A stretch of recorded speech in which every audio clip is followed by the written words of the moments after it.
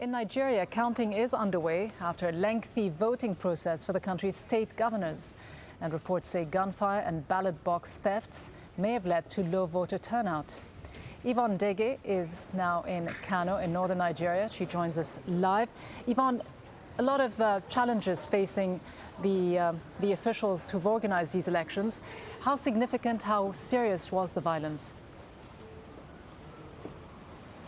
Well, Gita, it has to be said the violence has been serious. One state in the northeast, Borno State, and one state in the south, the Niger Delta, Akwa Ibom State, were rocked by election-related turmoil on Tuesday. Another state in the north, Gombe State, had election officials fleeing polling units because of getting caught up in the violence. And all of this, Gita, remember, is happening against the backdrop of a week of post-election mayhem in which at least 500 Nigerians have been killed and some 74,000 people displaced. And Nigeria is still not out of the woods in respect of violence because there are curfews in place in several states across the northeast where we have seen the violence.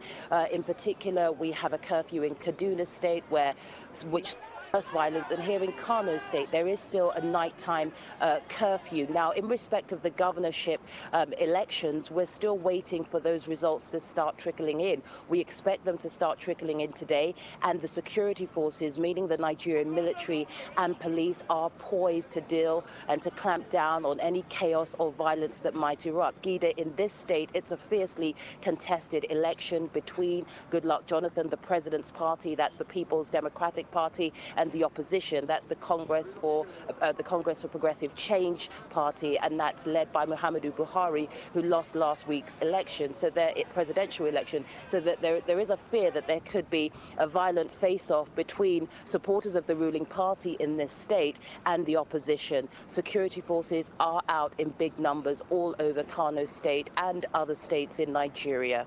And Yvonne, despite all the violence and the security concerns, obviously, that you refer to, 3 weeks of voting did take place, Nigerians voting for parliamentarians, governors and a new president. In terms of how credible the voting process has been, what do people say and what do you think? Well, that's a good question, because there are those asking how can one talk of free, fair and credible elections in the light of, 500 people dead, some 70,000 displaced. Now, interestingly enough, Gita, organizations like the European Union, like the African Union and various other organizations have basically said that these were the best elections Nigeria has ever held since military rule ended 12 years ago, that you couldn't compare the freeness and the fairness, so to speak, of these elections compared to elections in 2003 and 2007. However, when you speak to people on the ground in places like Kano and the many other places we have visited over the last couple of months, people have talked about intimidation from political parties. When voting itself actually took place, there were many allegations of ballot box snatching, rigging by political parties, the buying, the purchasing of voters' cards by certain political heavyweights. So one really has to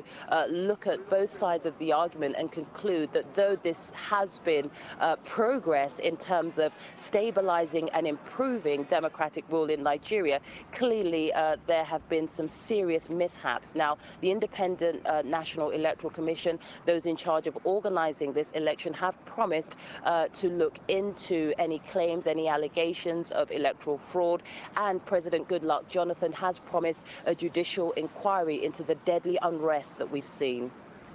Yvonne Ndege in Kano. Thanks very much, Yvonne.